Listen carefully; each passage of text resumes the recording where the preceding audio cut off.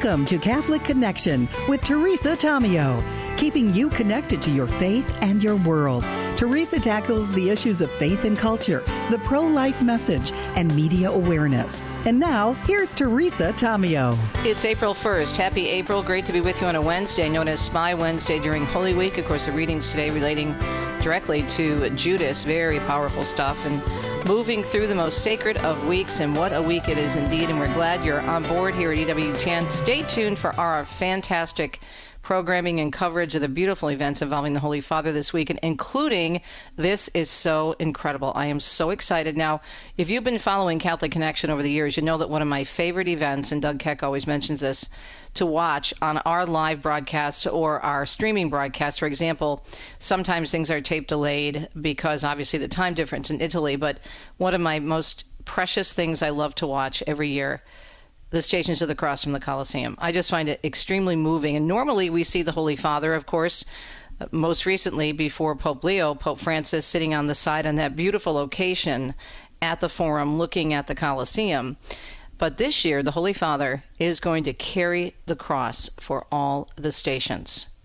Won't that be amazing? So, of course, EWTN will be covering that, and we will give you all the details. But just go to the website, the homepage, EWTN.com, for all the details on our covers this week of the various Holy Week activities. And Joan Lewis is going to fill us in on all the details because it's a Wednesday. And so we go to Joan's Rome on a Wednesday morning. But first, I think you'll be very excited. Speaking of all things Italy and Rome and the Pope, the expert on Pope Leo and the popes, our very own Dr. Matthew Bunson, will be joining us for two segments this morning. He's actually down at Steubenville in the Ohio and Pittsburgh area doing interviews for one of their programs there, but is gracious enough to take some time to chat with us on Catholic Connection this morning on a Wednesday. We're going to talk about Pope Leo, of course, moving into this holiest of weeks, his first time he is celebrating as Holy Father, the Vicar of Christ, Holy Week, but also taking a look at Dr. Bunson's book and the trip that we're doing together in October. We have some major announcements in terms of some special add-ons that are very exciting, and so we'd love for you to join us. We still have room. It is filling up, but we still have room for La Dolce Fide, the sweet faith in the footsteps of the popes. And we're also going to be talking a little bit about the connection between the popes and St. Francis with our very own Dr. Matthew Bunson, who's joining us for two segments.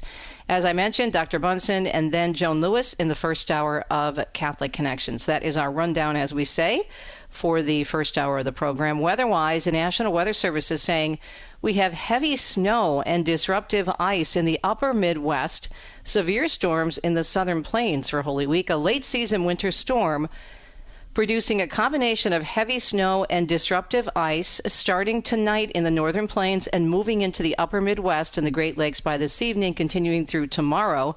And then we have severe thunderstorms likely producing severe wind gusts, large hail, a few tornadoes, and heavy rainfall across the southern and central plains today.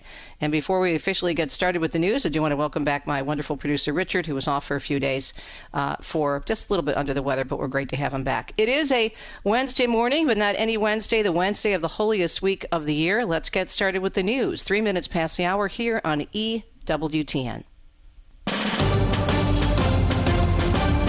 Major story out of the Supreme Court yesterday, the High Court ruling in favor of a Colorado Christian counselor, Katie Childs. She challenged a state law banning so-called conversion therapy for children expressing confusion about their gender. The law I'm challenging harms kids and silences speech. Kids deserve real help, affirming that their bodies are not a mistake and that they are wonderfully made. The justices ruling 8-1 in the First Amendment holds the state can't prevent counselors, they say, from speaking freely on questions of gender in therapy sessions. I'm grateful that my speech is protected, but I'm even more excited that families and children seeking access to counseling that respects biological reality will be able to get the help that they need. EWTN News, meanwhile, reporting the High Court saying that Colorado's law banning so-called conversion therapy for minors runs afoul of free speech protections and does not qualify as permissible exceptions to the First Amendment. The justice is saying the First Amendment stands as a bulwark against any effort to prescribe an orthodoxy of views, reflecting a belief that each American enjoys an inalienable right to speak his or her mind and a faith in the free marketplace of ideas as the best means for finding truth. The justices also said laws such as Colorado's, which suppress speech based on viewpoint, represent an egregious assault on both commitments. As we mentioned, we'll be discussing this with Joan Lewis a little bit later on in the program, but the Holy Father, Pope Leo, will be presiding over all 14 stations of the Way of the Cross at Rome's Colosseum on Friday, carrying the cross himself throughout the liturgy in what will be his first Holy Friday celebration as a Vicar of Christ. The meditations for this year's ceremony have been entrusted to Franciscan Father Francesco Patton, who served as Custos of the Holy Land from 2016 to 2025. The Holy See Press Office announcing the text will be published on Friday morning around midday. And the Holy Father's prayer intention for the month of April is for priests in crisis. EWTN News telling us in a video released on X, the Holy Father posing a question for the faithful: have you ever been in a crisis? He adds, in moments of fragility, it is so important that we are there for one another. This April, I invite you to join me in prayer for priests going through moments of crisis in their vocation, that they may find accompaniment and that communities may support them with understanding and prayer. In the full video shared on the Holy Father's Worldwide Prayer Network website, Pope Leo reciting an original prayer written specifically for this month's prayer intentions. President Trump will give a prime-time address this evening on the Iran conflict. White House Press Secretary Caroline Leavitt says the address is set for 9 p.m. Eastern and will provide an important update on Iran. Yesterday, Trump said he thought the war would end in 2 to 3 weeks. He also said Iran has been decimated and can no longer threaten the U.S. with the promise of a nuclear weapon. And the president says the conflict in Iran again could end in a few weeks. Speaking to reporters at the White House yesterday, he said he thinks things will be wrapped up by then, or possibly in a few days after that. We have had regime change. We're dealing with people that are much more rational. The president saying Iran has been decimated again and can no longer threaten the U.S. He said whether the U.S. has a deal with Iran by then is irrelevant. He said he might leave the Strait of Hormuz situation in the hands of our allies, insisting the U.S. does not need the waterway for its oil. And Tony Waterman tells us the president also has a message for allies that have not supported the U.S. military operation in Iran.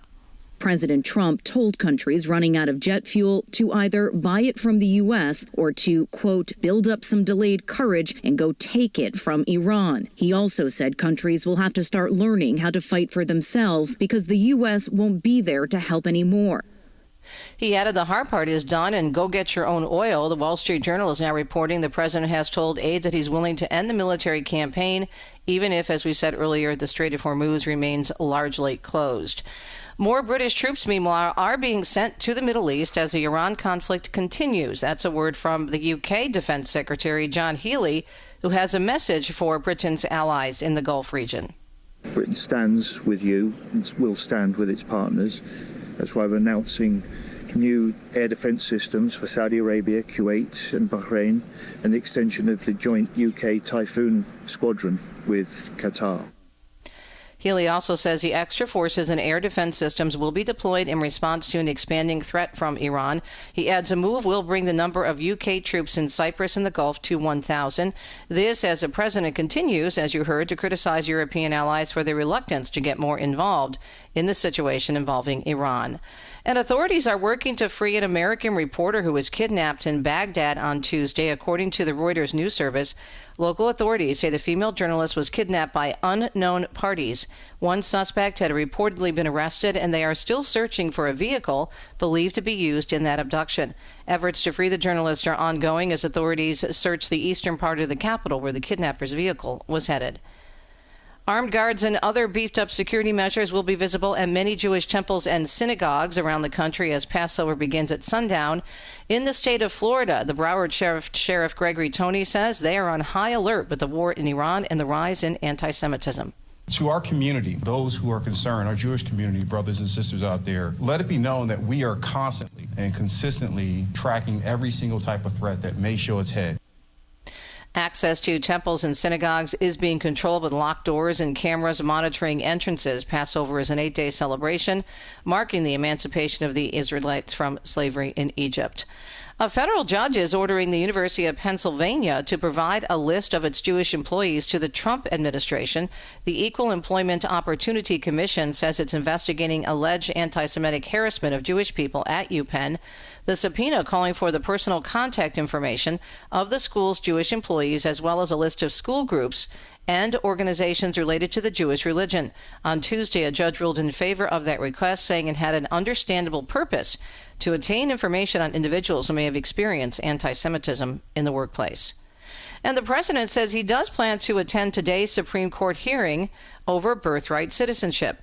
Trump said he wants to go because the issue is so important to him. He signed an executive order on his first day back in office to end birthright citizenship for children born to parents in the U.S. illegally or temporarily. Opponents to Trump's plan have argued that goes against the Constitution's 14th Amendment. And Colorado is renaming a state holiday. They did that yesterday, recognizing Farm Workers Day instead of Cesar Chavez Day. Supporters such as Democratic House Majority Leader Monica Duran moving quickly to make the change and saying the shift keeps the focus on honoring agricultural workers across the state while also responding to concerns raised by survivors. I knew it was time to pause and to listen. We're listening to them. We hear you. We honor you. We respect you. And you will have your day. The governor of that state expected to sign a bill with change following renewed scrutiny and allegations tied to Chavez. Meanwhile, lawmakers are still debating a separate proposal that would adjust overtime pay rules for farm workers, highlighting broader conversations about labor conditions in the state's agricultural industry. Bipartisan senators unveiling a new bill to address housing affordability. The two-page bill proposed by Senators Pete Welch and Jim Justice would help more Americans in rural areas qualify for housing assistance, and it comes after a broader Senate package stalled in the House earlier this month, or last month actually. The lawmakers are seeking to change the eligibility threshold to communities with populations of less than 10,000, which would expand access to more Americans. Their efforts come as information shows the median age of first-time homebuyers in the U.S. reached a record high of 40 years old last year, and first-time buyers making up just 21% of all purchases. Matt Madison tells us consumer confidence did edge up higher in March.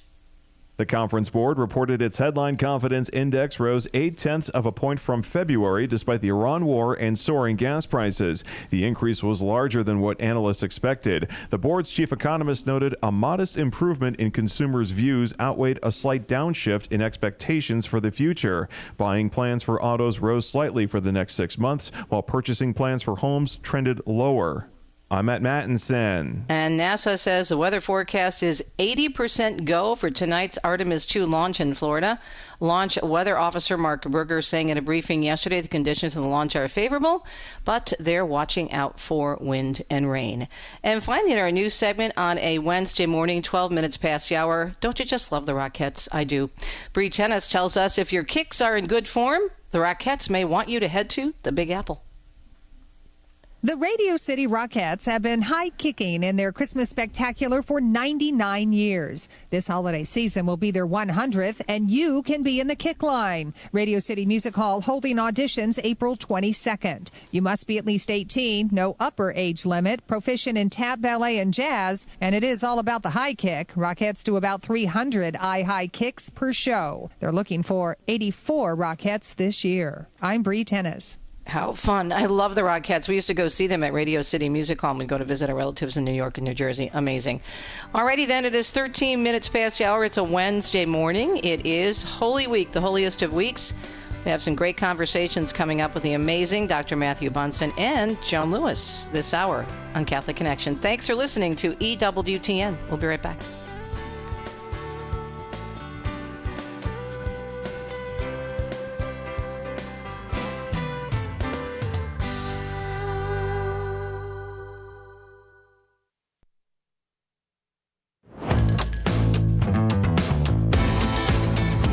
Hope you're having a wonderful Holy Week, and we appreciate your listenership here at Catholic Connection, EWTN. It's Catholic Connection. Thanks so much for tuning in. And just a reminder, don't forget, we are going to be covering all the events in Rome this week for Holy Week. Of course, we'll have the Colosseum, the Stations of the Cross there. It's just a beautiful thing, and the Holy Father will be carrying the cross for all 14 stations. And then, of course, he'll have his message to the city of the world. We'll have the Easter Mass. It's just going to be a great week. And then other events that we're covering as well. So EWTN.com. And someone who is in the midst of all this is our very own Dr. Matthew Bunson, who wrote a beautiful book that was released last year, Leo XIV, the First American Pope, Portrait of the First American Pope. Matteo, great to have you on the program this morning. And Buona Pasqua, almost, anyway, a few days, right? Same to you, and a blessed Spy Wednesday. Yes, today. yes, Spy Wednesday. So first of all, how's the book doing? It's been out for a little while. How's it going? It has. We've been actually astonished at how well it's done. We're now up, I think, to 12 translations. Wow. Yeah, wow. Including things like Arabic and Korean and Portuguese and Mandarin. So I'm especially excited about that. Now, do you think it is because of the very unique situation? I'm sure that's one of the reasons of having the first American Pope. Yeah, I think two things. One, he is, we can say, similar to Jorge Mario Bergoglio, a rather unprecedented Pope in the sense that obviously he's the first U.S.-born Pope. He's something that the world hasn't seen before.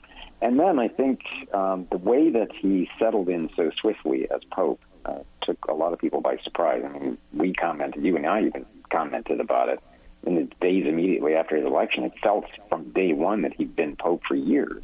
Right. He just settled in so seamlessly and so calmly. And people are just very interested in him, especially given, as this year has transpired, how he has governed. Again, with that serenity, with this calm, with prudence. So, yeah, I think the world is still very interested in what he has to say, and his life itself is worth close scrutiny. When he does his prayer intentions, as he just did for the month of April, he seems to be very connected to what's going on, and not that the other popes weren't, but he just seems to have a real heart for priests. For example, his prayer intentions for the month of April are to make sure that people are understanding that priests, need love and support as well.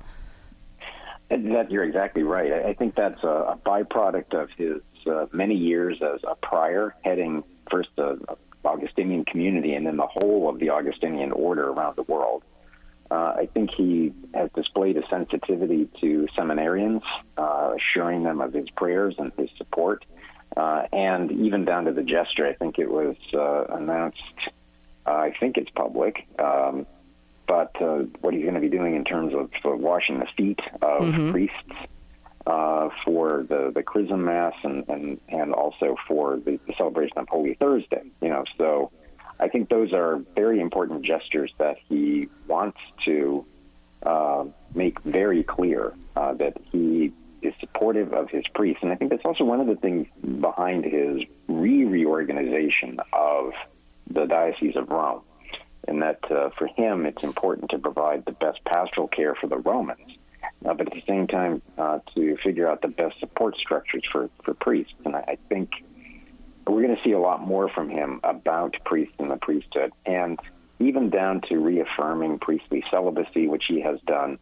All of those things add up to a pope who's very concerned about priests and vocations.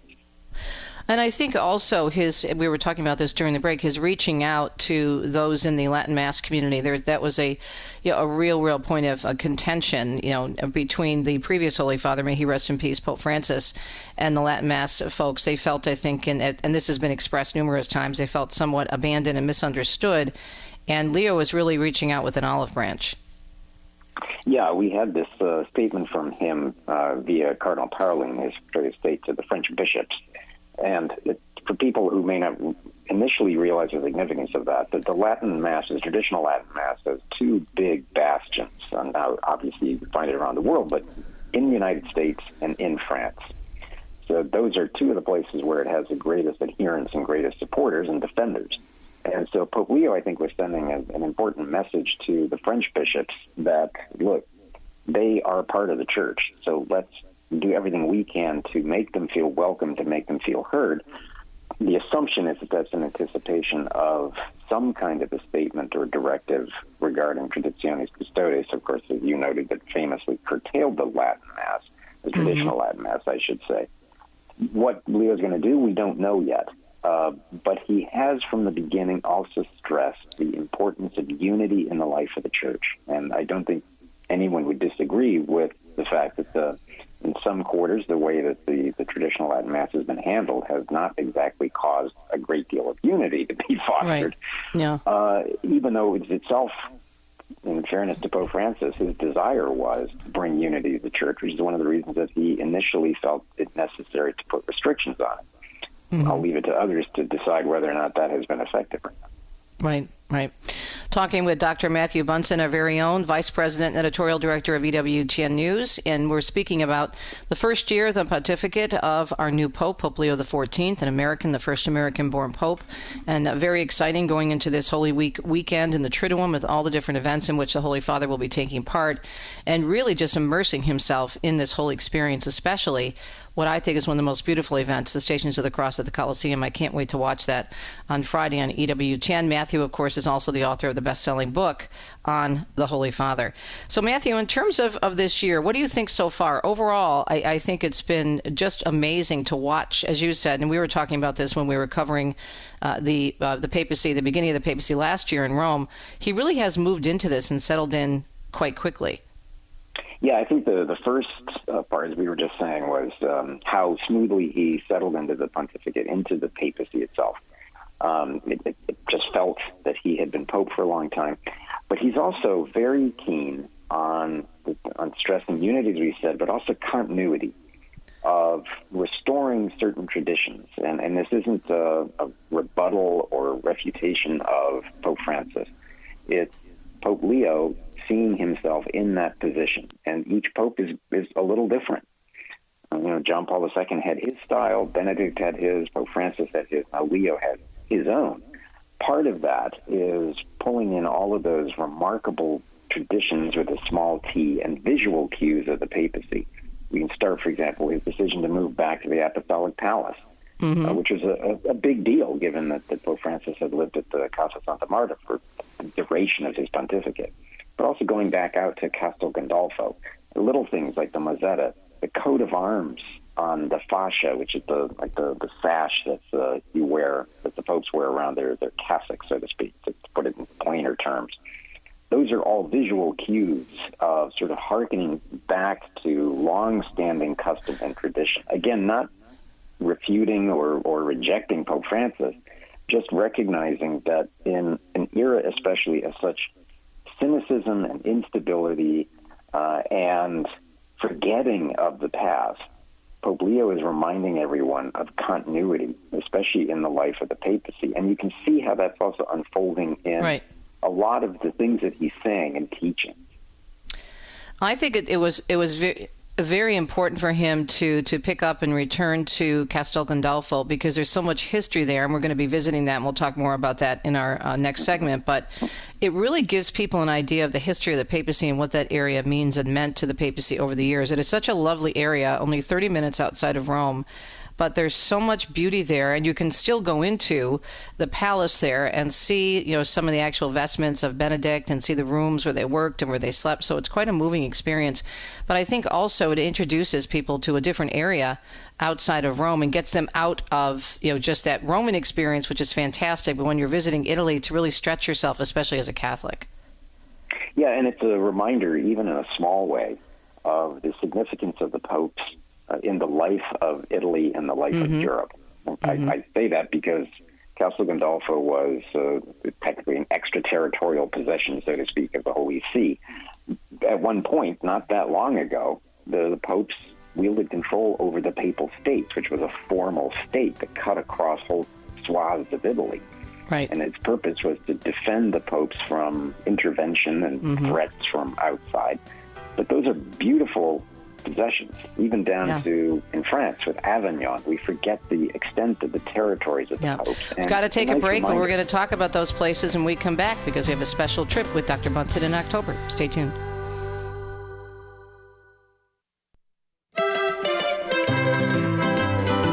So you recognize, as we say, the bumper music. This is the time for Italy's Shrines and Wonders, and one of the reasons we brought the good Dr. Bunson on with us, by the way, the author of the best-selling Leo XIV, portrait of the first American Pope, and of course our very own Dr. Bunsen from EWTN, is to talk about, speaking of Italy, our pilgrimage that we're doing together. And Deacon Dom and I are so thrilled that he's going to be joining us, and his beautiful wife Bonnie and Father Petrie. It's going to be an exciting trip, but we have some breaking news, as I like to call it, Matthew. We just learned that we have secured for this trip a private tour of the Sistine Chapel, which is huge, which is the only way to go when you're seeing the Sistine Chapel. And we've also secured a special side trip to learn more about St. Francis for the year of Francis. We are going to be going to, on the way back to Rome after Arezzo, which is a very important spot in the papacy, we're going to be stopping at Greccio, and we are going to see the shrine where our great saint, St. Francis, created the first live nativity scene. We're going to have lunch in the little town about a mile away. So I was really excited we were able to add those two things. Are you as excited as I am about this trip, Matteo? I am. This is for somebody who has devoted many, many years to the study and love, particular papal history and obviously the history of the Church. A pilgrimage like this is deeply exciting, and I have the privilege of being part of it with you, Deacon Dom, and of course my wife and my great friend Father Thomas Petrie. But to be able to also to have this private tour of the Sistine Chapel, it doesn't happen every day. Right. Is the nicest way to put it. And we were all riveted by the Sistine Chapel last year. Here we are a year away. We were just talking about the conclave held in the Sistine Chapel. But for so many of us who have been to the Sistine Chapel, it's usually packed with crowds. Mm-hmm. And the guards standing, understandably, shouting "Silencio!" Silencio. Mm-hmm. The din of the people in the room standing in awe. But then to have that sort of private tour, that is a very special thing indeed. And then to be able also to talk about the relationship in the year of Francis, of St. Francis, with the popes, and then to be able to visit Greccio, the birthplace of the nativity scene. These are really important memories that anyone who comes along with us is going to have. Yes, and Greccio even has a connection with the Holy Father, with the papacy, because Francis did nothing without making sure he had permission from the Vicar of Christ. And he went down to St. John Lateran to get permission and approval for the rule of the Friars Minor. There's that beautiful statue of him with his brothers facing St. John Lateran in Rome, and that's where the Pope was at the time. And also, even with Greccio, he got papal permission to do the first live nativity, and there's a whole story behind that. Have you been to Greccio? Not yet. So this for me is going to be a first time. I'm excited too. It's one of those places, and you'll see it on our way up to, because we're going to be staying in Orvieto. I'm going to give folks the itinerary in just a second, but it's one of those places that you see from the freeway because it just is just so large. Right. It's a top of a mountain basically, but a lot of people don't pay attention to it because they're heading up to Florence or Assisi or somewhere else. That's it. Well, that's what happened to me. Yeah, well, I mean, a lot of us didn't do that because we weren't aware of it, and that's why I wanted people to see it. And it's just so beautiful. And we're going to be going into the little town of Greccio because there's a shrine. The shrine is actually separate from the town. Town's about a mile away. And we're having lunch at this amazing family-owned restaurant, and then we get to walk around the little village. So these are two add-ons to our La Dolce Fide in the footsteps of the popes with our very own Dr. Matthew Bunsen. So let's talk about the itinerary in connection to the popes, because in addition to Rome, we mentioned the Sistine Chapel and the other major sites we'll see in Rome, we're going to Viterbo, which is very important in the life of the papacy. Arezzo, we'll be staying in Orvieto, which is such a pretty town. That'll be our base while we're exploring the other footsteps of the popes. Let's talk a little bit about the journey that we'll be on with our pilgrims, Matthew.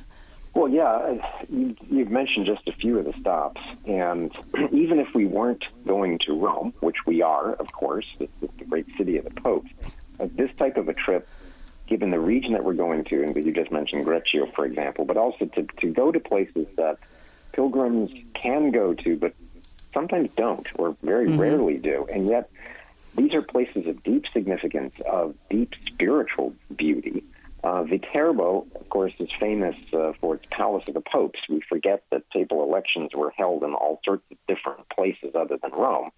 And Viterbo, we can say, is the birthplace of the conclave. And there's that whole famous story about the cardinals deadlocked for years and the roof being torn off. To be able then to actually visit where it started, these are footsteps of history, but you are retracing some of the most important developments in sort of the ecclesiastical or church history. Then to be able to go to Arezzo, where the first actual conclave took place, but then to go to Orvieto, which in itself is worth a visit just on its own terms, because of the beauty of this hillside, this mountain city. And of course, here's where the Eucharistic miracle, which led Pope Urban IV to establish the Feast of Corpus Christi. So we're going to be bringing along with us a brilliant Dominican, Father Thomas Petrie, who's going to be able to reflect on the work of St. Thomas Aquinas, and to bring those keen reflections that only Dominicans can on the Eucharist, on Thomas, and the Eucharistic miracle. And as you well know, having been to Orvieto many times, in the chapel of the Corporal of the Eucharistic Miracle, Thomas Aquinas is all over in the frescoes because of the time he spent there and wrote so much about the Eucharist and the hymns that we use in adoration. I am so excited. It's just a very unique itinerary. If people want more information, I hope you sign up, but sign up quickly because it is filling up. We still have room, but we wanted to announce that we have these 2 additions to the itinerary, including private tour of the Sistine Chapel, which is huge and not that easy to get for an entire group. And then we're also going to be spending an afternoon in Greccio in honor of the year of St. Francis and St. Francis of Assisi, and having a wonderful pranzo or lunch in one of the most adorable restaurants ever, and in the little town of Greccio, which is just so special.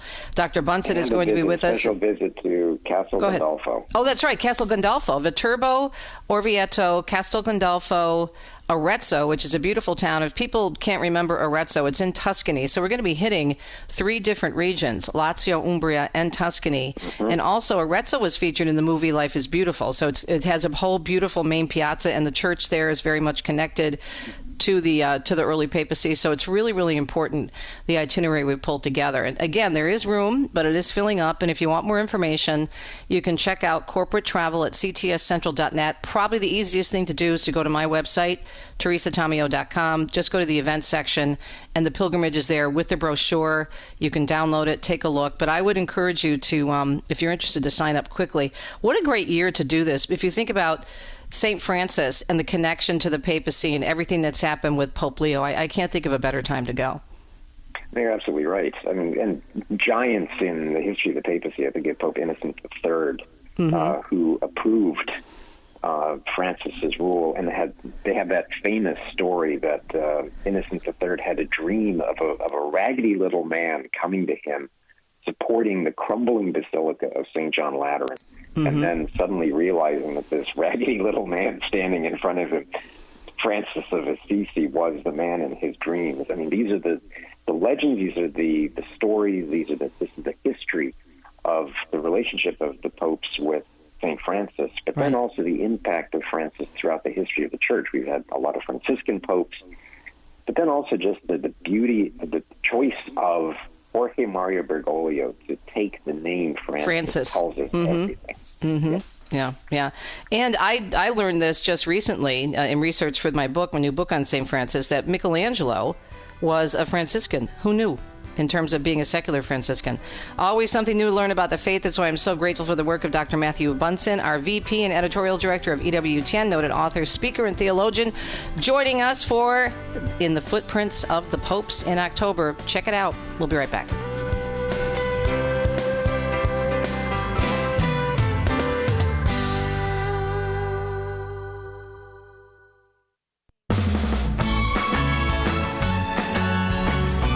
We are staying in Bella Italia at 39 minutes past the hour on a Wednesday morning edition of Catholic Connection. You know what that means on Wednesday, Joan's Rome.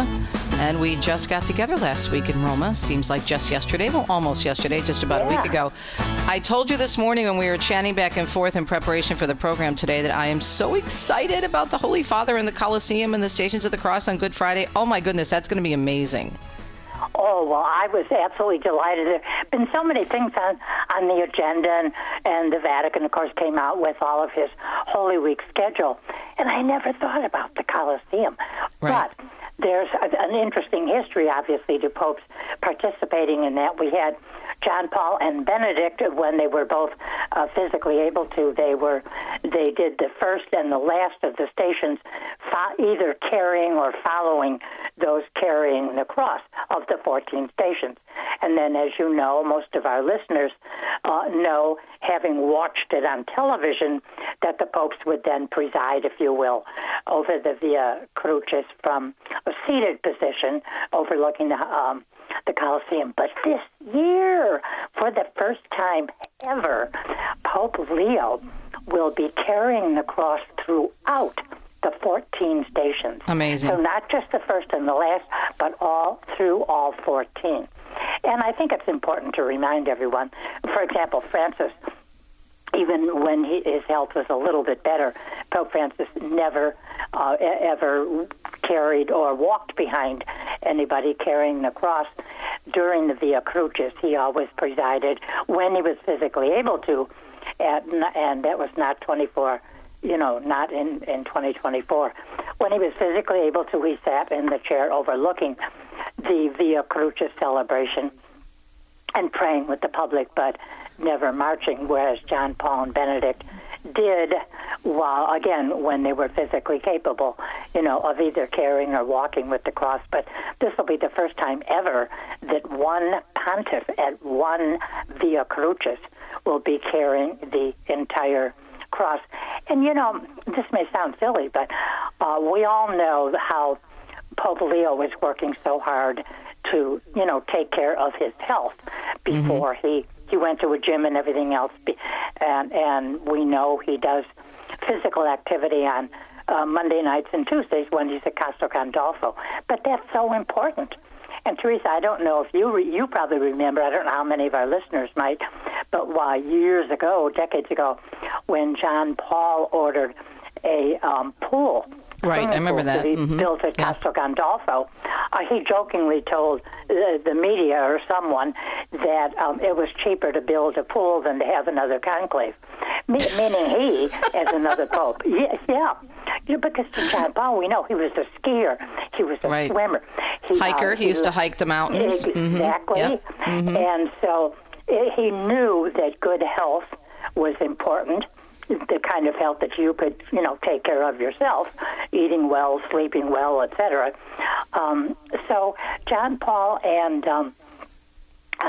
Leo now had that same, regard for their own health, and I think that's what makes Leo capable at the age of 70 of carrying the cross. We just watch him at a weekly general audience or many other events, striding across the St. Peter's Square or the stage and obviously radiating, good health, which we wish him many decades of. So I agree with you. I think it's very exciting because we will be witnesses to a first ever Pope carrying the cross throughout the Via Crucis. So, and imagine the kind of coverage that's going to get from the media because it is the first time this has happened. Sure. Yeah. Absolutely. Yes, I mean, any pope, when he does anything that is the first time, in his new pontificate, because we're in, month 11 of Leo's pontificate, and he's already garnering so much attention, as we can see from just the weekly audiences, the attendance, and of course today was Wednesday, the attendance at the weekly audiences and the coverage they're getting, and just the coverage of a Sunday Angelus.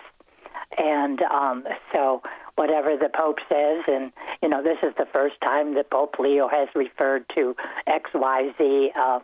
You're right, the coverage is phenomenal and well-deserved. He should be listened to. He is the Holy Father. Even when he's speaking about strictly Catholic events, dogmas, teachings, etc., he's speaking to well over 1 billion people. So, and then others throughout the world are always listening. Because when you think about it, the Catholic faith, it's the only of the three monotheistic religions, it's the only one that has a specific leader for its entire faithful. So that, the faithful will look to the Pope, they'll look to the Vatican, they look to papal teachings and proclamations or events like carrying a cross at the Via Crucis. Whereas obviously you don't have that one single leader to whom all the followers of another religion would look. So that's something that, it might be in the back of your mind and mine because we cover the Vatican, but the average member of the faithful might not think of that. So, so exciting news, and I think that there's just so much exciting news. You and I were talking in our emails, et cetera, about the new, many wonderful appointments the Holy Father has made. We know his schedule for Holy Week, today's general audience, which continued, of course, on the papal catechesis of the documents of Vatican Council II, Lumen Gentium, so many other interesting things. But there's one small detail I don't know how many people noticed who may be avid followers on TV of the papal general audience, but today was the very first time that Pope Leo has worn an overcoat at the general audience. I mean, it's white on white. Maybe people weren't even that careful of it, but there's been many a time, Teresa, when I'm familiar with the outside temperature, and I'll see him standing up, and you as well. I'll see him standing up in the white Popemobile, going around St. Peter's Square before an audience. And I'm practically shivering just watching him on television when I know that a day is really cold. But today is extremely windy. We've had a lot of very windy days, and you know what that does to the perception of a low temperature. So yeah, I'm looking at the picture on Vatican News, and they've got him seated at the general audience today, and he's got the beautiful white overcoat on. Yeah. Right. Exactly. So that's important. And another piece of news that has gone under the radar is the fact that a wolf has been prowling around Vatican City and has even been seen apparently in Vatican Gardens. No way! I didn't hear. Where is that? I didn't see that anywhere. No, I saw a video. There's a WhatsApp site for the Vaticanisti, and one of the Vatican reporters, I'll have to check on it. It might even have been one of our gals from EWTN, posted a video, and you can see the wolf walking up and down Via della Conciliazione, and I'll try and post that if I can. It's the Wolf of Gubbio because it's a year of St. Francis. Yeah, right. There you go. Sorry, I just have to say you just endorsed my book, so I had to get that in there. So, yeah. Exactly, Oh, yeah, Francis would certainly be happy. So, anyway, where the wolf is as we speak, I have no idea. If it's actually made in the Vatican Gardens, that is really kind of cool, actually, given that this is a year of St. Francis and the Wolf of Gubbio is such a, enchanting. Well, it's a tradition, but if you talk to the people in Gubbio, they say it happened. So, it depends. But wow, that is really interesting. They should post a camera or a drone or something near the statue of St. Francis in the Vatican Gardens. Yes. Just to see if by any chance this the wolf goes there. Prowling around, Don't you love the way I'm on top of big stories in the Vatican? There you go. That's why we have you on every week, my dear. Exactly. Yeah. Hey, did you guys hear about the wolf? Oh, my gosh. The wolf. Oh, my gosh, funny. That's funny. But, no, obviously, on a very much more serious topic, there's been a lot of news this week, many stories, many groups that the Holy Father has received, and then, of course, in coming days, the sacred Triduum of Holy Week. But the big news was really the announcement Sunday from Israel that the Israeli police stopped Patriarch Cardinal Pierre Pisapala, head of the Catholic Church, and the custos of the land, of the Holy Land, Father Francesco Yelpo, stopped the two of them from entering the Church of the Holy Sepulchre. And all they wanted to do was make their way, obviously, to the church to celebrate Palm Sunday Mass. Right. Both of them, and they've issued their own statements, of course, they're very aware of the fact of the, danger for most people, Israelis and visitors, because of the, conflict in the Holy Land area, in Iran and so forth. They know that for safety reasons, that Israel is trying to keep groups of 50 or more from visiting sacred places in order to have them not be a target. But these were only the two priests They had already told authorities they were just the two of them, no procession, no ceremony, nobody with them. They were just going into the basilica to have Palm Sunday Mass, and they also said very clearly they had let the authorities know that what they wanted to do, because crowds couldn't gather, would be to transmit this via television. So this was the first time in centuries, Teresa, and those are the words of the two in their joint statement.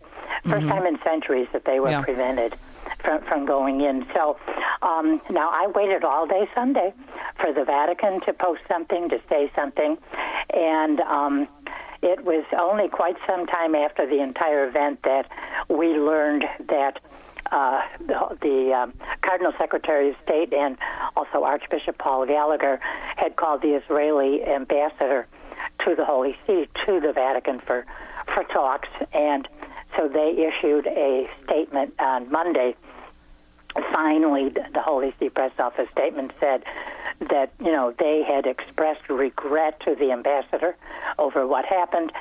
Clarifications were provided, I'm quoting now, and note was taken of the agreement reached between the Latin Patriarchate of Jerusalem and the local authorities regarding participation in the liturgies of the Easter Triduum at the Basilica of the Holy Sepulchre in Jerusalem.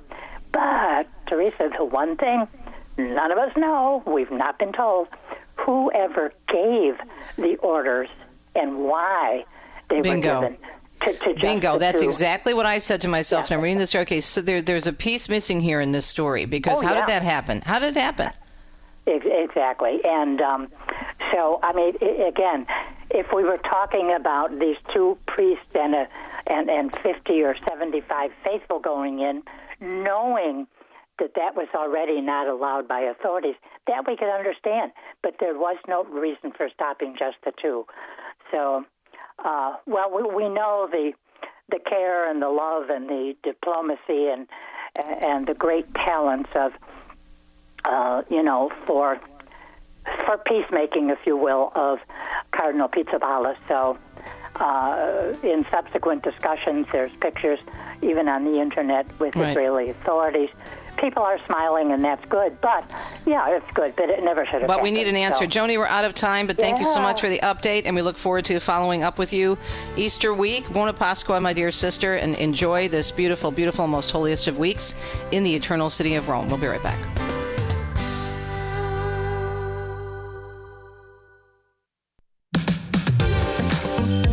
Just a reminder, if you're interested in joining Dr. Matthew Bunson, myself, Deacon Dom, Father Thomas Petrie, for our amazing In the Footsteps of the Pope's Pilgrimage coming up in October, ctscentral.net or teresatomio.com, and go to the events section. You'll find the brochure there. Coming up next hour, the one, the only Gary Zimek, author and speaker, the warrior against worry. He's going to be in studio with us to talk about, how do we find encouragement during hard times? He's taping with the lovely Johnette Williams for her beautiful program, Women of Grace, and he's going to stop by our radio studio and sit down for a nice chat. In 2 cents, you're not going to believe this, but then again, maybe you will. So we just had those two big cases.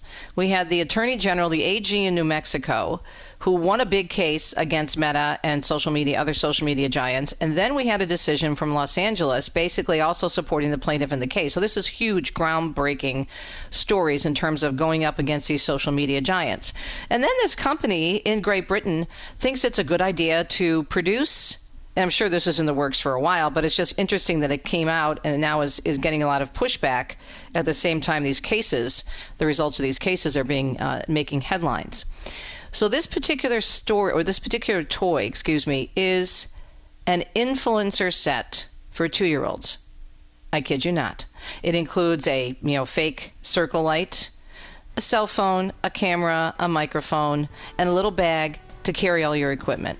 How in the world do they think that this is a good idea? Well, of course, follow the money. We'll discuss in 2 cents. Hope you're having a great Wednesday, and we'll be right back on EWTN's Radio Extra for hour number 2.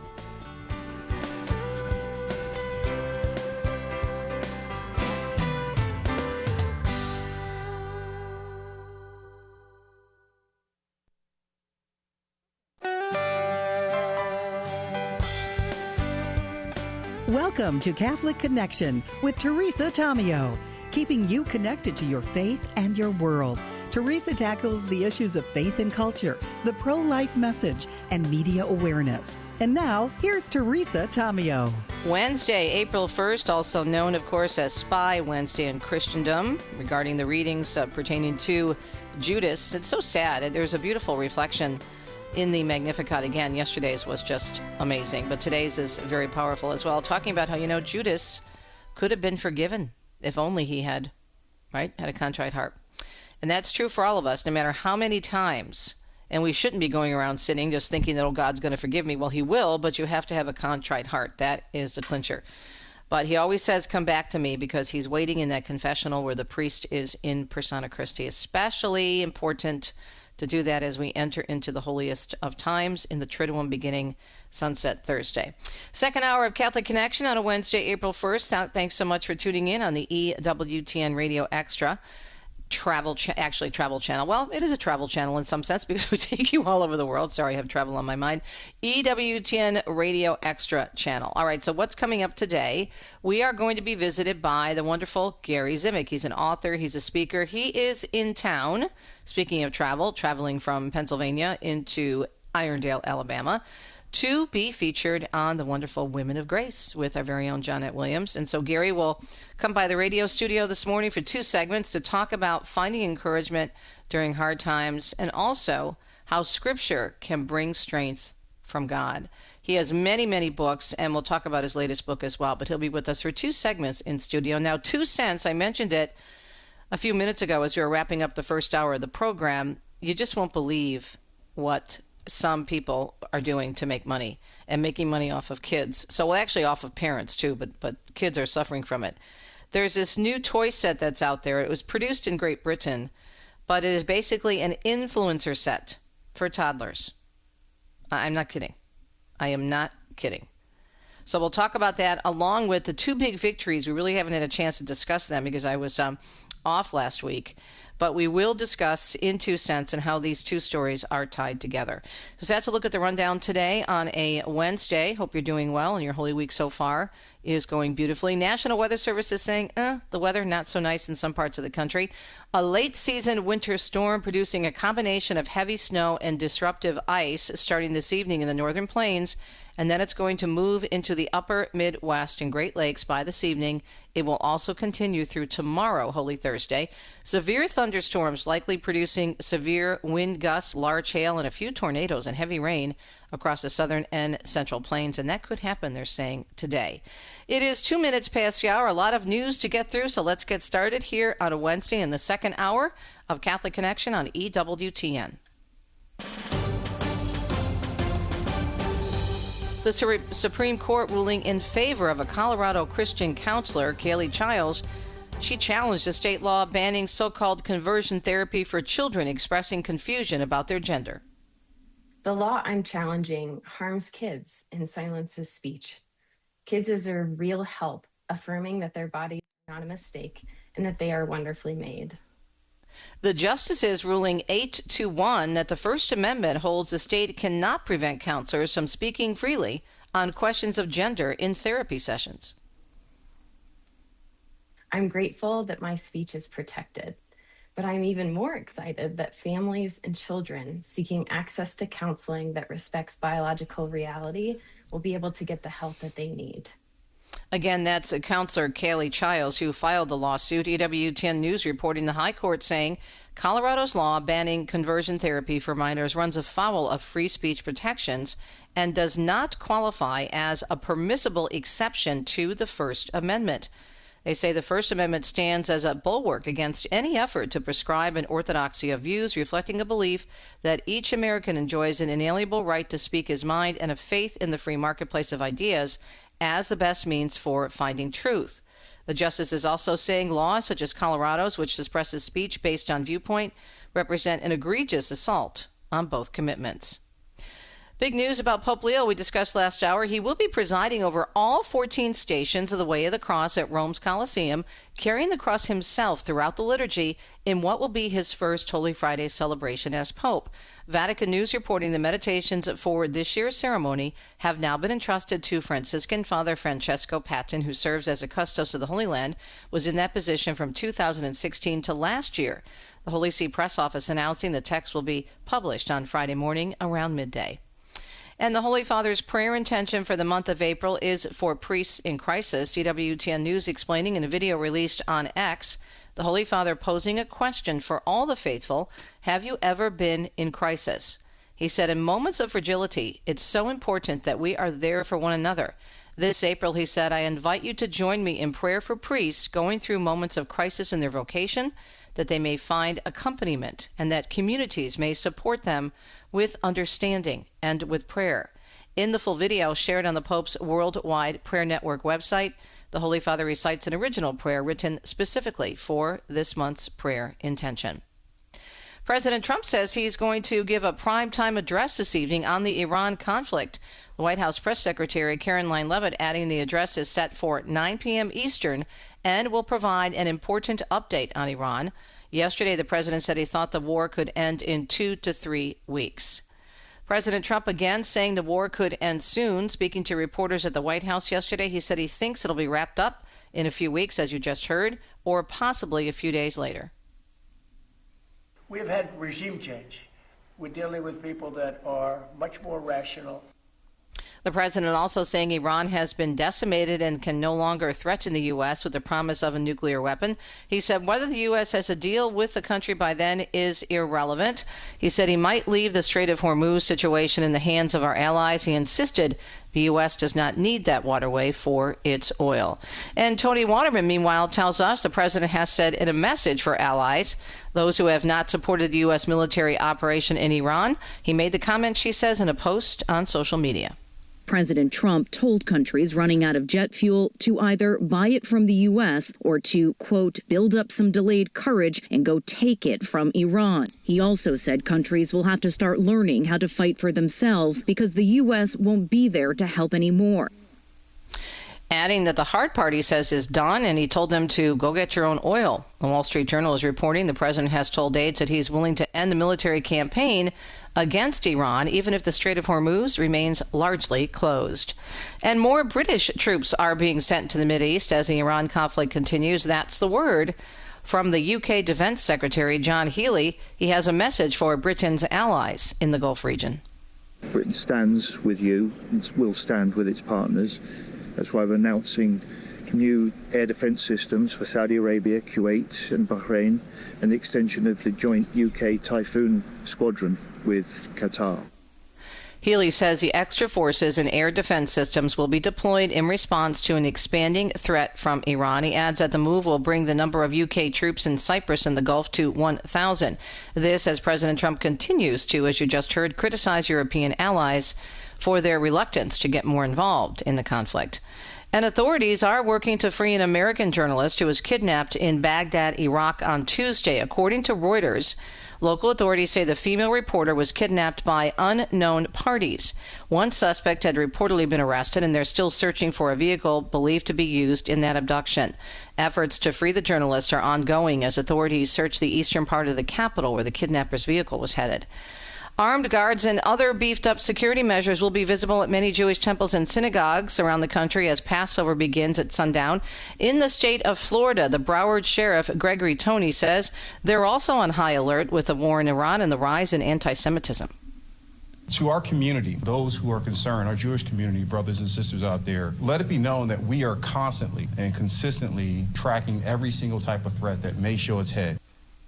Access to temples and synagogues being controlled with locked doors and cameras monitoring entrances. Passover, an 8-day celebration marking the emancipation of the Israelites from slavery in Egypt. And a federal judge is ordering the University of Pennsylvania to provide a list of Jewish employees to the Trump administration. The Equal Employment Opportunity Commission says it's investigating alleged anti-Semitic harassment of Jewish people at the school. Their subpoena calls for the personal contact information of the school's Jewish employees, as well as a list of school groups and organizations related to the Jewish religion.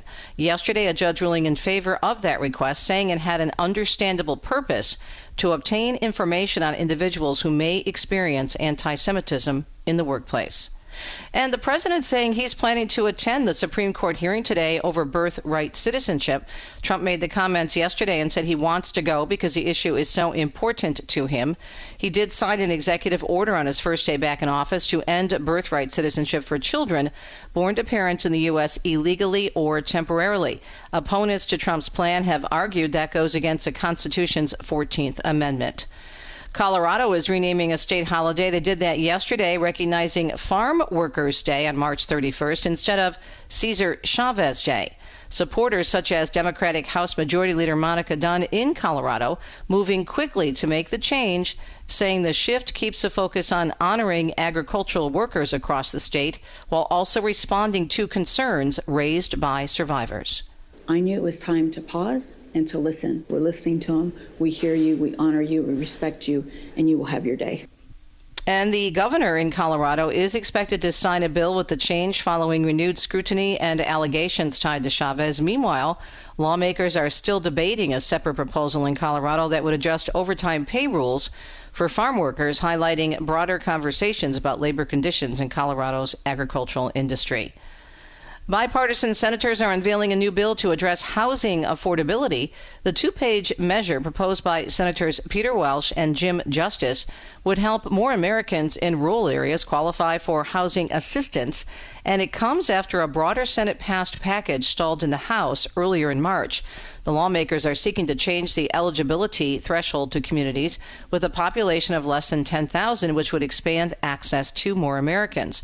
Their effort coming as information shows the median age of first-time homebuyers in the country reached a record high of 40 years old last year, first-time buyers making up just 21% of all purchases. Matt Madison tells us consumer confidence edged higher last month. The Conference Board reported its headline confidence index rose 0.8 of a point from February despite the Iran war and soaring gas prices. The increase was larger than what analysts expected. The board's chief economist noted a modest improvement in consumers' views outweighed a slight downshift in expectations for the future. Buying plans for autos rose slightly for the next 6 months, while purchasing plans for homes trended lower. I'm Matt Mattinson. And this is exciting. NASA says the weather forecast is 80% go for this evening's Artemis II launch down in the state of Florida. Launch Weather Officer Mark Berger saying at a briefing yesterday the conditions for launch are favorable, but they're watching out for wind and rain. There's a 2-hour launch window that opens at 6:24 p.m. Eastern. The Artemis II test flight is the first crewed mission to the moon in more than 50 years. And finally, in our news segment, Bree Tennis tells us if your high kicks are in good shape, the Rockettes may want you.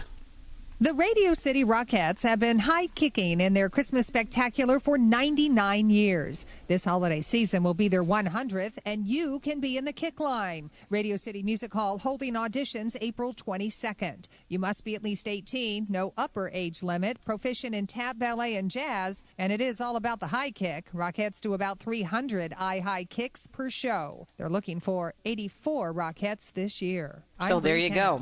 And you don't have to, it doesn't matter with the age. Did you hear that?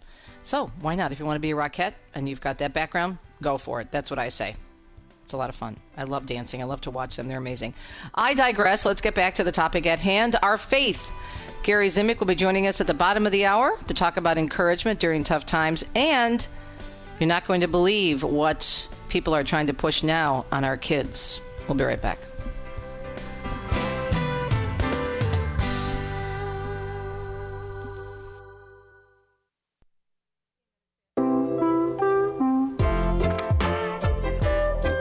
Minutes past the hour, now 16 minutes past the hour. The clock just changed on a Wednesday, April 1st. Happy April, happy Holy Week. Many of us face challenges. I think it's just a natural thing. We are just confronted with so much information, so much media on a daily basis. Adults, by the way, consume about 12 hours of media every single day, so that's like half of the hours in the day. And children are about 8 to 10 hours, and even younger children, more and more younger children are gaining access to very unseemly things, that's putting it mildly, on the internet. And this is why this particular product that is making headlines now is so absolutely not just ridiculous, but evil. As if there aren't enough problems out there. You have companies trying to make money off of families and kids. I don't know if you heard about this, but there's this company in Great Britain. So let me just read you this story. And it is going to get your blood pressure up. New kidfluencers. Fury, and the company's name is Argo, sells, and this is from Great Britain, this is from The Sun, a €15 influencer kit for toddlers, complete with toy camera, phone, and ring light for career role play. Parents are furious over a new influencer set for toddlers, including a ring light and a smartphone being sold. The completely irresponsible set, as it's being referred to by many concerned parents, is made by Argos' in-house toy brand and features a wooden set for career role play aimed at children as young as 2. I'm not kidding. This is real. The company bosses defended the set, saying it is one of many items that encourage creative play. Oh, yeah, right. We were born, but not yesterday. A poll by YouGov for Great Ormond Street Hospital, of course, this is a Great Britain-based story, a charity from 2024, found almost a fifth of children aged 6 to 17 across the UK said they wanted to be a type of social media influencer. Yeah, that's their goal in life. Now, this is, again, a story out of the UK, United Kingdom, but similar stories, of course, have been breaking in America for decades in terms of social media influence. And there was a study that came out in the U.S. not too long ago showing how many young people in high school, when they were asked what they wanted to be when they grew up, social media influencer was at the top of their list. One mom told a local newspaper in Great Britain, "We shouldn't be teaching our toddlers to make a career out of taking selfies, especially with the use of a ring light. Influencers use these to hide blemishes and make their lives appear more polished and perfect. It is completely irresponsible." The product's About section reads, "This beautifully crafted wooden live streaming set includes 6 essential components: a sturdy tripod stand, adjustable lens, miniature camera, smartphone model tablet, and microphone. All can be neatly stored in a convenient carrying pouch. You can cultivate children's storytelling skills and creativity through career role play." 89% of Great Britain's 12-year-olds now own a smartphone, as do a quarter of children aged 5 to 7, getting their first smartphone on average age 9. Smartphone Free Childhood co-founder and director Daisy Greenwell saying, "Is anyone genuinely thinking this is what 2-year-olds need? We have to ask what we're teaching our children to aspire to." So the story is breaking out of Great Britain, but it is making all kinds of headlines here. And it's super important for us to be aware of this, especially in light of 2 major blockbuster cases that have been making headlines in the U.S. If you remember, we had the story out of Los Angeles just recently. This was last week. A jury in Los Angeles finding Meta YouTube negligent in social media in an addiction trial. A jury in LA determining that Meta and Google were negligent and failed to warn users of the dangers associated with using their platforms in a high-profile social media case. In the first of several trials taking place this year that experts have characterized as the social media industry's big tobacco moment, damages were assessed at $3 million, with Meta on the hook for 70% and YouTube the remaining 30%. All right, now this comes after a case was also won in the state of New Mexico. We had Donna Rice Hughes on about that 2 weeks ago. And then comes this story out of Great Britain of this new influencer set for toddlers. Are you kidding me? Now, obviously, they worked on this toy for a while, and it's coming out at the same time these big lawsuits here in America are making headlines because both plaintiffs, the New Mexico AG and the young woman who sued because she says she was addicted at an early age, they both won. I want to play for you a clip, and Richard's going to run that for us right now, of the attorney representing, he was part of the law team representing the young woman who sued. Listen to what he says about how important this is. And then think of this in light of what this company in Great Britain is trying to pull off. Richard, roll it, as we say.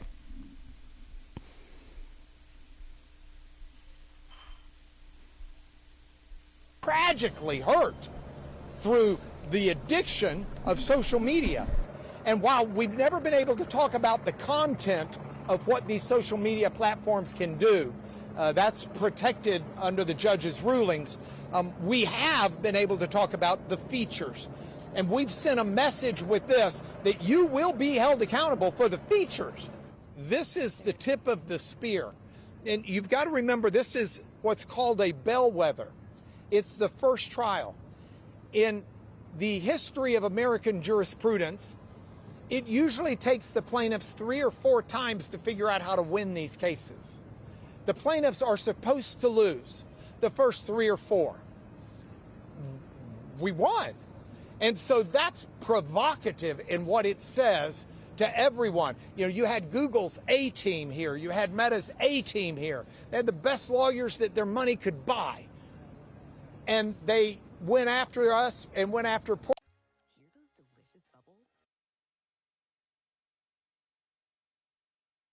Kaylee and her family like vultures over a carcass. I mean, they were all over everything, and they didn't win. And so we're deeply appreciative, and I do think it bodes well for the other thousands of cases that are out there. No, this is a huge story, and that's why it's just so amazing that the other side of this will not stop. They don't care. They don't care. And I'm glad they brought up the tobacco situation, the tobacco case, as an example. Because if you remember from the movie with Russell Crowe, which was an excellent movie, and I can't remember the name of it, but he was the whistleblower. And just as with the case involving Meta and all these other social media giants, there were so many in-house memos and emails. They were well aware of what was going on with addiction and kids. And they continued, and they actually were working for that, just like with the tobacco industry, knew the addictive qualities of cigarettes. And they went ahead and they did it because they knew they could hook kids. And if you hook them when they're young, you hook them for a lifetime. And this is why this company, Argos, over across the pond in England, is pushing this product. Because despite all of this, there will be parents, unfortunately, who will buy this for their kids. It's ridiculous, but they will.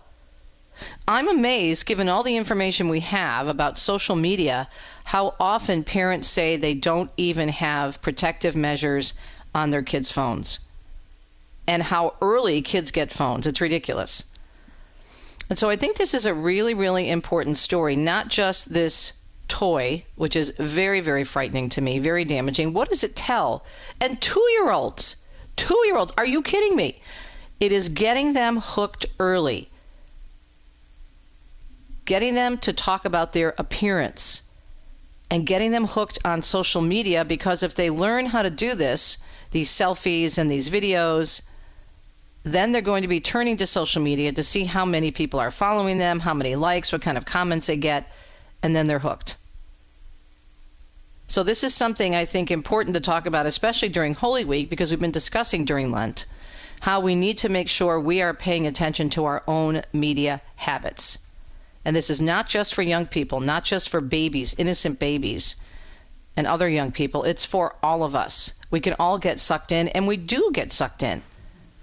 And this is why these cases are so important. And this is why it's important to bring these stories out in terms of still what some of these money-hungry companies are doing in terms of trying to hook kids. Something to think about and pray about, and certainly something that we need to be aware of.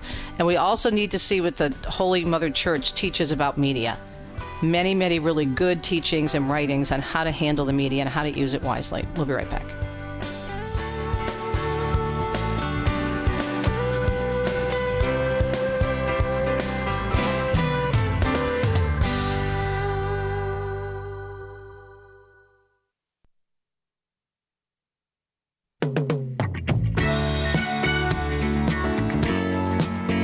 Connection.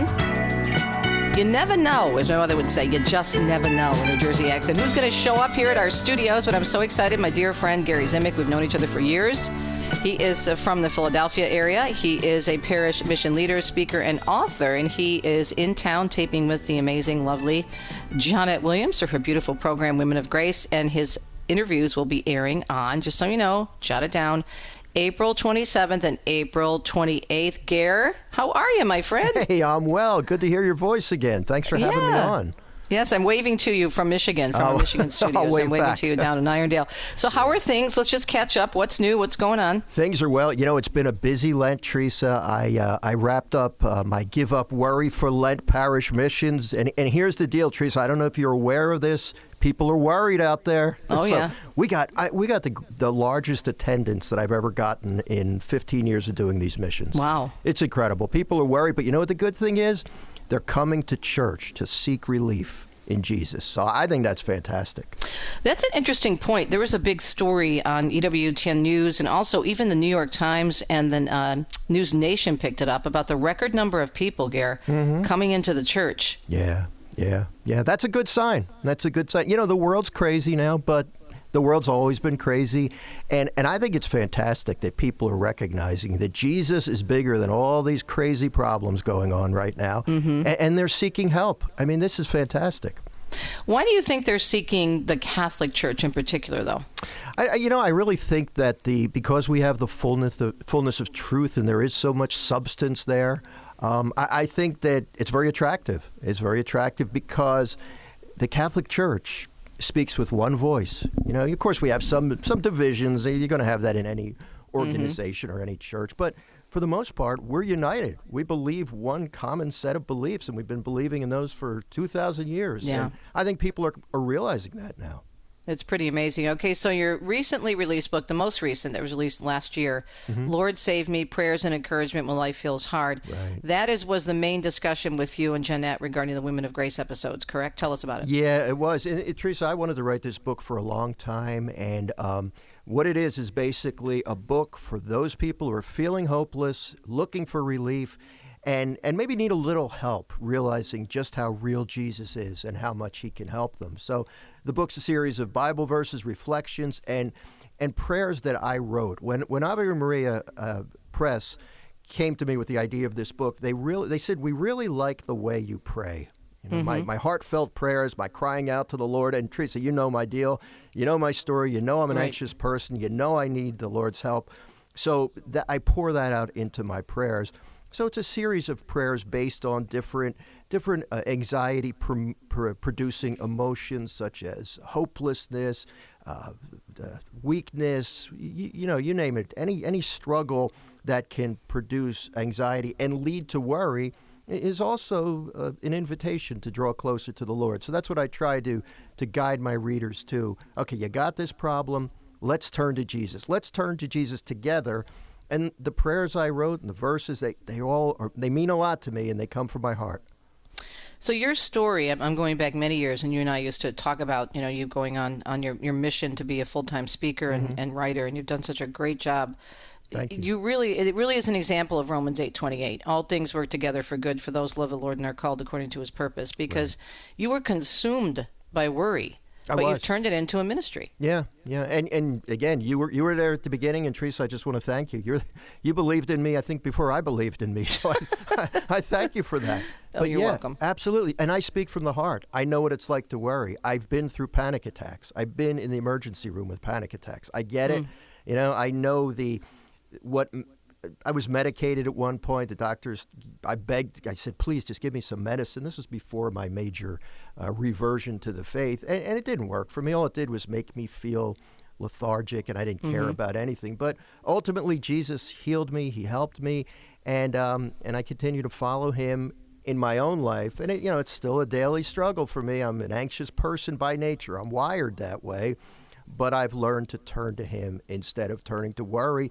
And how can I not share that with others? And the Lord's opened incredible doors for me. He continues to do so. And if he opens the door, you better believe I'm going to go in it and talk about him. Well, it's something that we all experience, different levels, obviously. But this is something to which so many people can relate, right? Yeah, absolutely. And I talk to a lot of people. I get a lot of emails. And so many people come up to me and say, wow, I thought I was the only one. Thank you for being transparent, and thank you for sharing your story, and thank you for giving us hope. Because, Teresa, there is hope. There's hope. And I always tell people, if I can find peace with the help of Jesus Christ, anybody can find peace. And that's the message I like to share.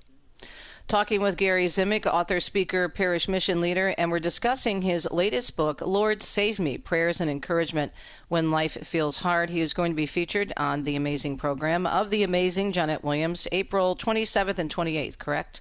Do I have that right? Yes, 27th and 28th. And he taped Women of Grace with Jeanette. That's why he's on the campus and in studio with us this morning. So what do you think clicked for you? At what point did you feel, okay, I can get this under control to the point where I can turn it over to the Lord?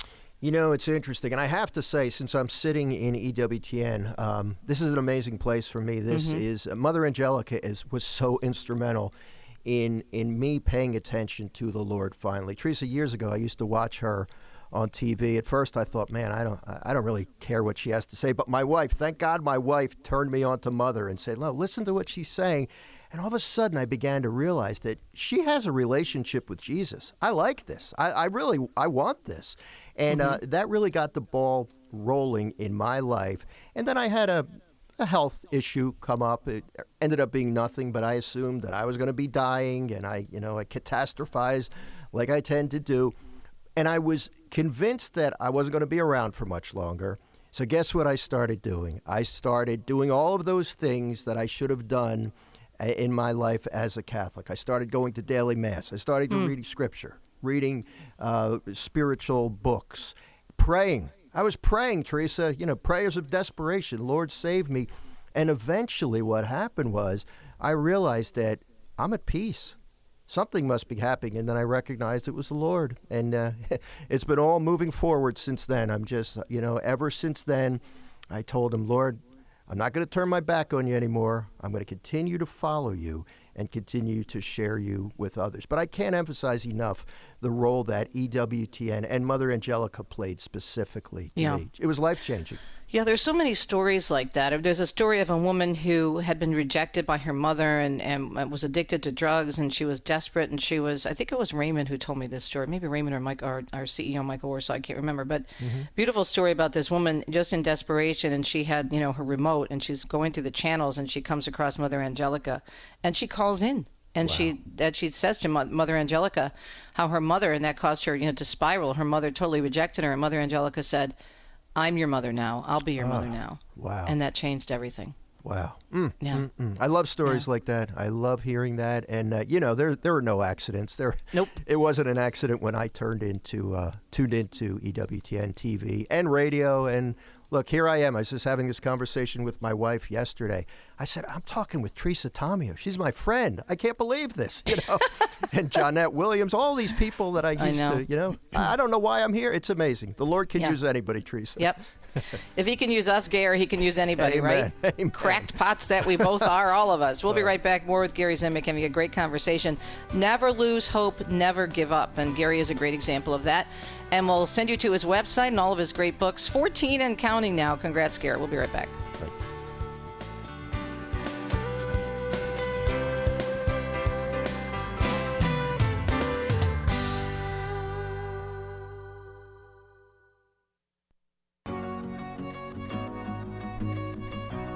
Thanks for tuning in to Catholic Connection. Great to have my friend Gary Zimick in studio with us this morning. How fun.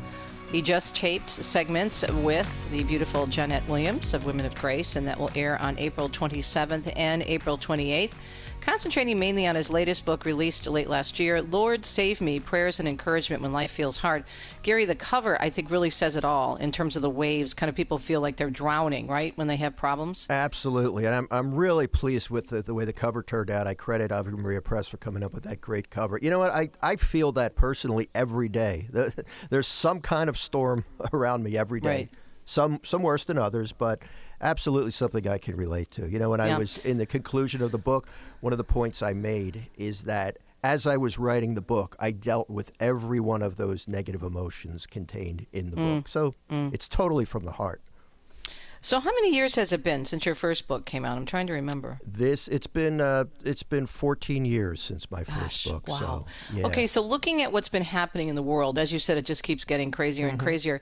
Do you find that when people are expressing, which they do to you on a regular basis because of your area of expertise, have their worries changed? Are they looking at different issues in their lives? What do you think? I think you always have some of the same issues. Many people are worried about their children, especially ones who have strayed from the faith. A lot of people worried about their health and about finances. But then, the world issues. People are very concerned about the world, about things that are going on. And as you know, we have new wacky events taking place almost on a daily basis. But yeah, so you got your core issues, I think, and then you've got the general issues going on in the world. Now, you said something else that's really caught on is you do a daily reflection that people can sign up for, I right? do. I started this during the pandemic, so it's been going strong for 6 years now. I call it Let Not Your Heart Be Troubled. It's a daily email reflection. I write them myself. There's no charge for them. You can just sign up by putting your email address in at my website, followingthetruth.com. And it's really caught on. People seem to like that connection with me. And again, I write them every day. When I originally started this, I didn't think I would be able to keep it up, but the Holy Spirit's enabling me to do that. I just want to let people know that I'm walking with them. I get this stuff. I understand, and I want to help in any way I can to steer people closer to our Lord. Well, I don't know if you find this to be true as a writer, a fellow writer and author. When you write, you may be writing for someone else, but you find that it's cathartic for yourself, don't you? No doubt about it. Yeah, and sometimes when I write, there's a piece there because I'm writing. This may sound funny. You may get this though. I'm really writing for myself. I'm writing for other people, but I'm writing books and reflections that I would like to read. Right. And people can connect with that because they know that I'm feeling whatever it is that I'm writing. And I think it's super encouraging and it's super honest of you. You talk about it's not like if the sun came out and everything was done and you never have another problem again. Right. This is something you're honest about it. You have to deal with it because your makeup, right? That's how you're wired. But without faith, it wouldn't have been possible. So this is, I think, is important for people because sometimes people are looking for a quick fix. Yeah, absolutely. And the thing is, and I think that's what people find comforting when I say, look, this is the way I am. For whatever reason, this is the way I tend to react to problems, to fear. But here's the answer. We can channel that fear. And instead of turning into worry, turning inward and worrying about our problems, we can do what St. Peter did when he was walking on the water and it began to sink. He cried out, Lord, save me. And that's the secret. Every opportunity for worry is also an opportunity to pray, to turn to the Lord, to grow closer to him. And that's what I try to tell people. And, honestly, I still tend to panic because that's who I am. I'm a panicker. But the time between panic and prayer is a lot less than it used to be. It's almost becoming automatic for me now. Oh, I'm panicking. Lord, save me. And it gets easier. Are there any particular verses that are your favorite that you turn to on a regular basis? I still go back to Matthew 11:28. That is one that's just so comforting to me. Come to me, Jesus said, all you who are weary and heavy burdened, and I will give you rest. And it's the truth. That is an unconditional promise. He is not promising a life free of crosses, but he's promising rest in the middle of the storm, on top of the mountain, in the valley, no matter what we're going through. He is promising the rest that only he can give. And you know what? He has never let me down. It doesn't mean I'm never afraid. It doesn't mean my stomach's not queasy, but it means that he gives me his supernatural peace when I turn to him. Or as Mother Angelica used to say, it's one of my favorite quotes, faith is 1 foot on the ground, 1 foot in the air, and a queasy feeling in the stomach. I love that, and I knew you were going to go with that first. Yeah, that's the great thing about Mother. She admitted.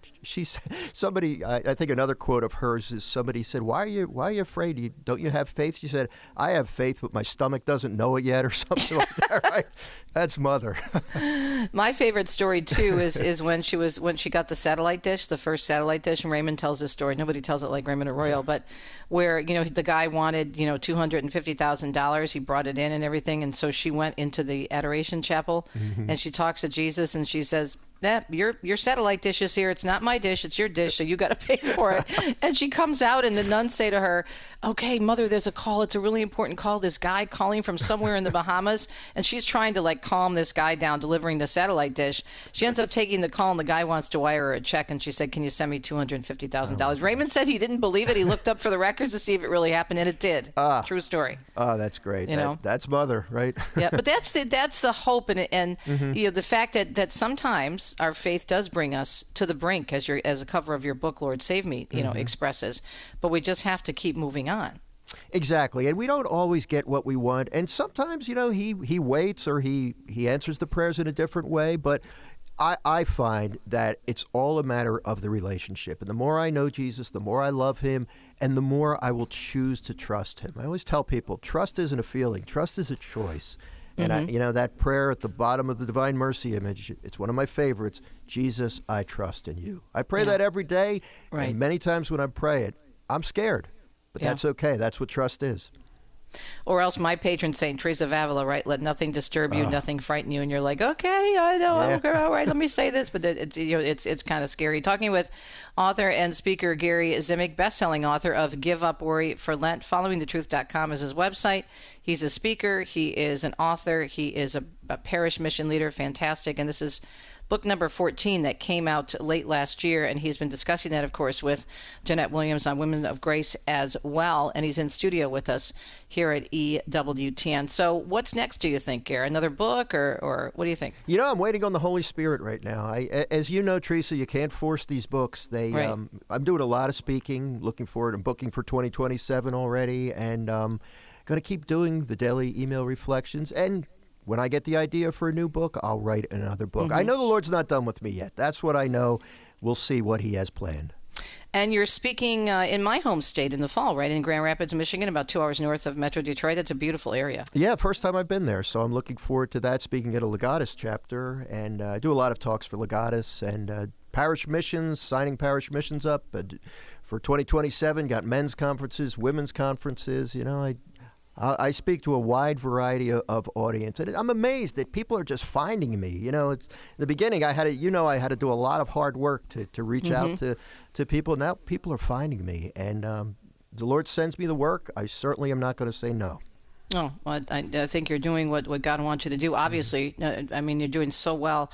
Your website, again, is followingthetruth.com, followingthetruth.com. How important do you think, and it's huge, and you and I have had this discussion, but for our listeners, is Scripture in your walk, in your journey, and how do you impart that with those who attend your events? My books, my talks, everything I do are filled with Scripture. It's so incredibly important because, it's great that I have an opinion, and I speak to people all the time, but I also want to, more importantly, I want them to hear the Word of God when I write and when I speak, and then I reflect on that. So it's absolutely critical. When I speak, my notes are typically, the notes I have, or maybe a little Post-it note with a couple bullet points, and my Bible. And I just rely on Scripture constantly. And, for those of us who tend to get anxious, and maybe we're looking at what we perceive to be a hopeless situation in our lives, you open up the Bible, and all of a sudden you see Jesus performing all kinds of miracles, right?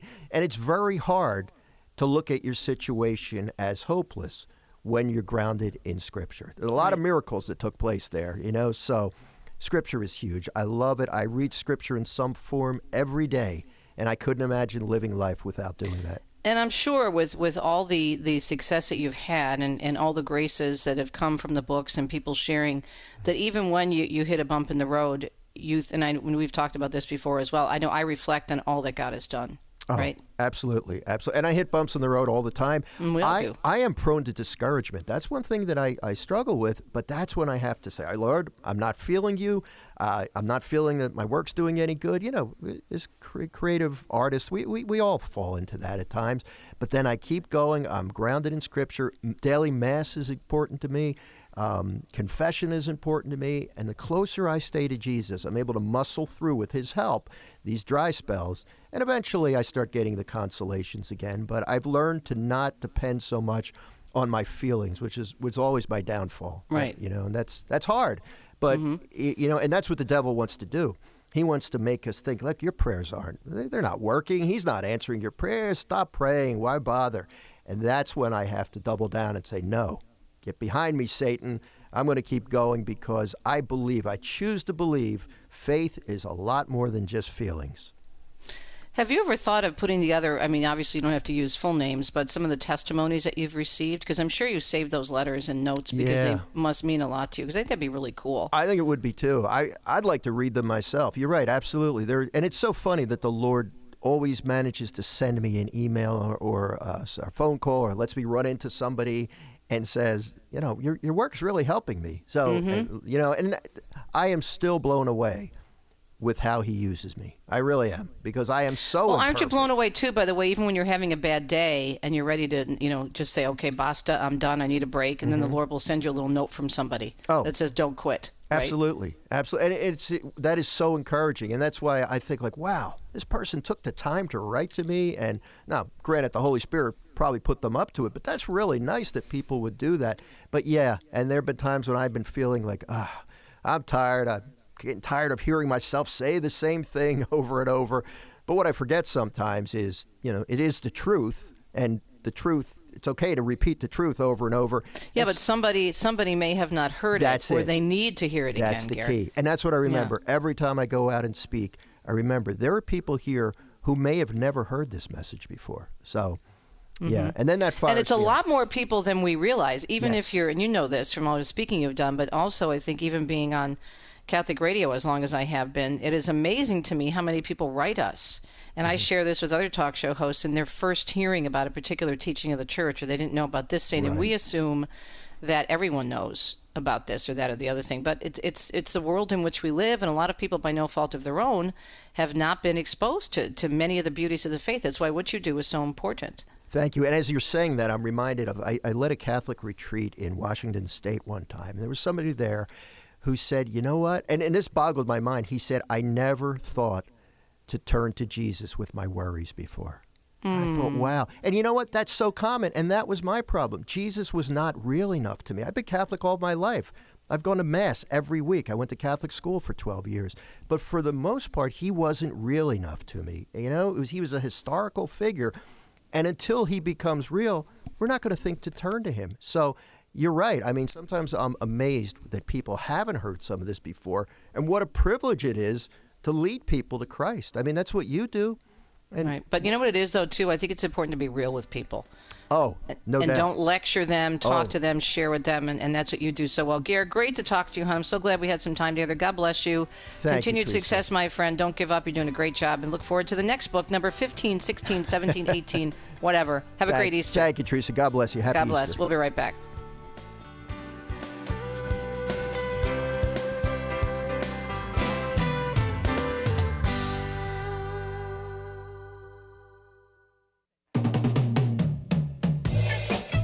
Hope you enjoyed that segment, or those two segments actually, with my friend Gary Zimick, followingthetruth.com. And again, he's going to be on with Jeanette Williams on Women of Grace, her TV program, which will be April 27th and April 28th. You don't want to miss it. That'll be great. And his book, Lord Save Me, from Ave Maria Press, is available at the EWTN Religious Catalog. Coming up tomorrow, it's Thursday, Holy Thursday.